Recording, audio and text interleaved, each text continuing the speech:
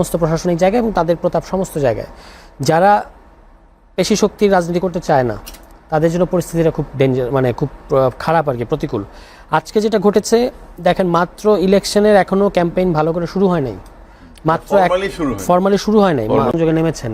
আজকে তার এই অবস্থা যে কারণেই হোক, আইন শৃঙ্খলা পরিস্থিতির অবনতি, দুই গ্রুপের কোন্দল, যেটাই বলেন আপনি। এই যে দুইটা গ্রুপের কথা বললেন ভাই, এই সমস্ত গ্রুপগুলো যে অ্যাক্টিভ আছে এটা কি পুলিশ জানে না? এটা কি গোয়েন্দারা জানেন না? প্রত্যেকটা এলাকায়, ইনক্লুডিং আমি যে এলাকা থেকে নির্বাচন করবো সেখানে কারা কারা সন্ত্রাসী, কারা কারা চাঁদাবাজ, কারা মাদকের ডিলিং করছে, কারা অস্ত্র আনছে এলাকার মধ্যে, এই সমস্ত তথ্য গোয়েন্দাদের কাছে আছে। তারা নিশ্চুপ বসে থাকে কেন?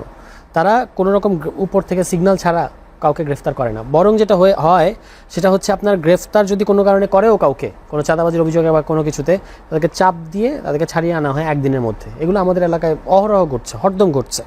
এরকম একটা পরিস্থিতিতে আমি যেটা দেখি, ধরেন পলাশের বাস্তবতা আমি যেটা দেখি, আমার এখানে 7-8টা ইউনিয়ন আছে, একটা পৌরসভা আছে, এক একটা ইউনিয়নকে এক একটা সন্ত্রাসী মানে নিজের পরগনা বানিয়ে ফেলেছে। এক একটা পৌরসভা এক একটা সন্ত্রাসীর হাতে উঠিয়ে দেওয়া হয়েছে এবং তারা আসলে পুরো একটা মানে সন্ত্রাসের ভয়ের রাজত্ব তৈরি করে ফেলেছে। মানুষ ইতিমধ্যেই ভীত, সন্ত্রস্ত। তার মধ্যে আজকে এখন এতদিন মানুষ ভীত সন্ত্রস্ত ছিল, আমি মানুষকে অভয় দিতাম যে না, এবার যেহেতু আমাদের বিশ্ববরেণ্য ব্যক্তি প্রধান উপদেষ্টা বলেছেন এবার শ্রেষ্ঠ নির্বাচন হবে, সুতরাং ভয় পাওয়ার কিছু নয়, আপনারা নির্বাচনের ব্যাপারে নিজেদের এতদিন পরে ভোট আসবে, ভোট দেবেন। আর এটা যে আমি মানুষকে অভয় দিলাম, আমাকে কে অভয় দিবে? এই যে আজকে যে ঘটনা চিট্টগংয়ে, আপনি দেখেন একজন প্রার্থী শুরু করেছে বিসমিল্লাতেই গলদ, বিসমিল্লাতে তার আজকে তার উপর গুলিবিদ্ধ হয়েছেন তিনি। তো আমরা কোন সাহসে কী নিয়ে আমরা মাঠে নামবো? আমাদের নিরাপত্তা কে দেবে? যেটা ভাই প্রশ্ন করেছেন, এটা একটা সিরিয়াস প্রশ্ন। আমরা এতগুলো একটা তারুণ্য নির্ভর দল এবং আমাদের সব প্রার্থীরা কিছুদিনের মধ্যেই মাঠে নামা শুরু করবেন। আমি তো অনেক আগে থেকে জনসংযোগ ইত্যাদি করে আসছি, কিন্তু যখনই এই যে অফিসিয়াল নমিনেশনটা আমাদের এই সপ্তাহে দিয়ে দিবে, দেওয়ার পরে কিন্তু আরও ব্যাপক প্রার্থীরা মাঠে নামবে।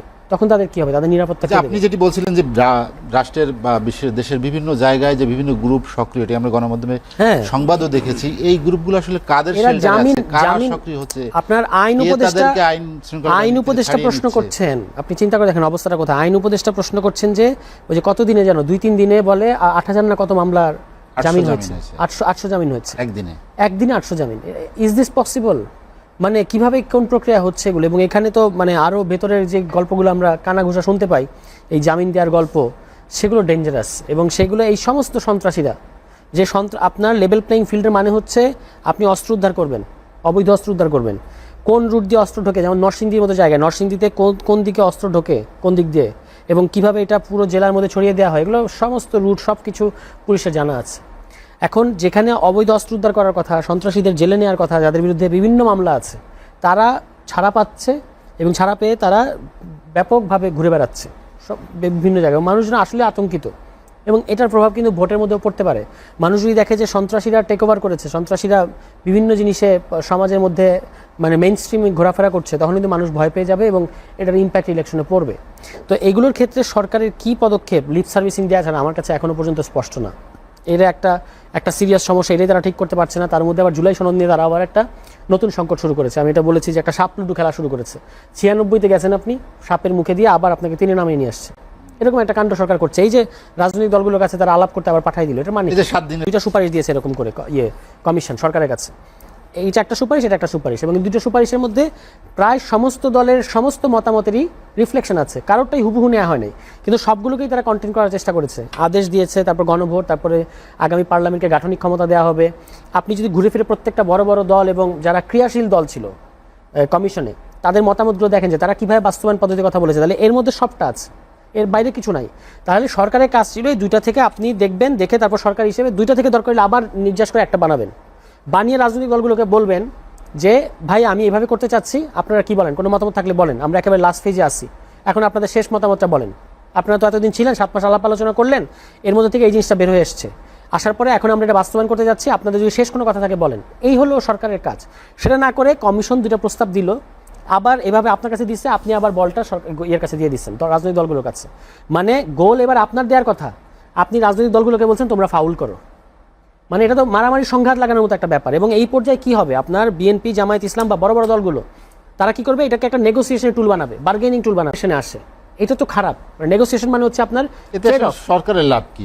আমি জানি না, সরকার আমি নিজেও বুঝতে পারি না। সরকারের ভেতরে আমার কাছে মনে হয় যে কিছু ডিস্টার্বিং এলিমেন্টস আছে। আমার শুরু থেকে মনে হতো আমরা বৃহত্তর স্বার্থে বলি নাই, কারণ আমরা চেয়েছিলাম যে এই সরকার সফল হোক, কারণ এই সরকার সফল হওয়া মানে বাংলাদেশ সফল হওয়া।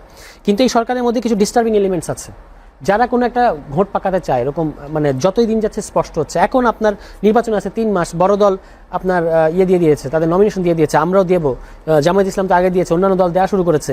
এখন দলগুলো হলো নির্বাচন কেন্দ্রিক চাপে আছে। আপনি তাদেরকে বলতেছেন যে সনদের ইয়েটা আপনি এখন মানে সেটেল করছেন না, মানে করছেন এবং নতুন করে, মানে এটা একবার আমি বললাম তো যে 96কে আবার আপনি শূন্যতে নিয়ে আসছেন। এতদিন ধরে যে আলাপ আলোচনা হলো সেটার ভিত্তিতে আপনাকে সিদ্ধান্ত নিতে হবে। ফলে এইটা সরকার কেন করছে আমি ঠিক বুঝতে পারছি না। আর আমার ধারণা প্রধান উপদেষ্টাকে তো আমরা খুব রেসপেক্ট করি এবং উনি আসলে আমাদেরকে উদ্ধার করেছেন এই গণঅভ্যুত্থানের পরে দায়িত্ব নিয়ে, কিন্তু উনি যথেষ্ট পরিমাণ সিরিয়াস না এই ব্যাপারে, এবং উনি যথেষ্ট পরিমাণ কনসার্নড না, মানে ব্যাপারগুলো উনি বোঝেন না কীভাবে কী করতে হবে। এবং ওনাকে যারা সবসময় ঘিরে থাকে, ওনার যে ক্লোজ সার্কেল, তারা যে সমস্ত পরামর্শ, তারা ওনাকে সিরিয়াসলি মিসগাইড করেন পরিস্থিতি সম্পর্কে। উনি ভাবেন ব্যাপারটা খুব সহজ, উনি বসবেন, ওনার সামনে 30টা রাজনৈতিক দল বসবে, উনি বলবেন আমরা শ্রেষ্ঠ নির্বাচন করতে চাই এবং হয়ে যাবে। এত সহজ না জিনিসগুলো। ওনার ধারণা সত্যি সত্যি এত সহজ, ওনাকে দেখে নির্বাচনগুলো এত সহজ হয়ে যাবে। কিন্তু এর জন্য যে রিয়েল যে আপনি দেখেন, কিছুদিন আগে উনি বললেন যে আমি জনপ্রশাসনের বদলিগুলো এবার আমি নিজে হাতে করব। আপনি এতদিন পরে এটা বললেন, আপনি নিজে জনপ্রশাসনের দায়িত্ব আপনার কাছে ছিল। এর আগে যে তুঘলকি কাণ্ড ঘটে গেছে জনপ্রশাসনে, সব এগুলোর নানা কানাঘুষা আপনি শুনেছেন, আমরা সবাই শুনেছি। এতদিন যাওয়ার পরে কি একটা ক্যাবিনেট মিটিং না কি কমিশন না কি একটা কমিটি তারা করে দিছে, ওই কমিটির বিরুদ্ধে সমস্ত রাজনৈতিক দলের অভিযোগ। তার মানে তারা কোনো গুরুতর মানে গোলমাল করছে। এত কিছুর পরে উনি এসে ইলেকশনের 3 মাস আগে এখন তিনি বলছেন আমি আমার হাতে করব। এতক্ষণে যা যা ঘটে গেছে সেটা হলো বিরাট ভয়ঙ্কর ব্যাপার। দেখা গেছে যে ওই একটা জেলার কথা শুনলাম, 4 জনের নামে এরকম অভিযোগ। ডিসি যে নিয়োগগুলো হচ্ছে, প্রধান আগে শেখ হাসিনার অফিসে কাজ করতেন, তাকে আপনার ডিসি বানানো হয়েছে, মানে শেখ হাসিনার দপ্তরে যিনি কাজ করতেন এরকম লোক এখন ডিসি হয়েছে।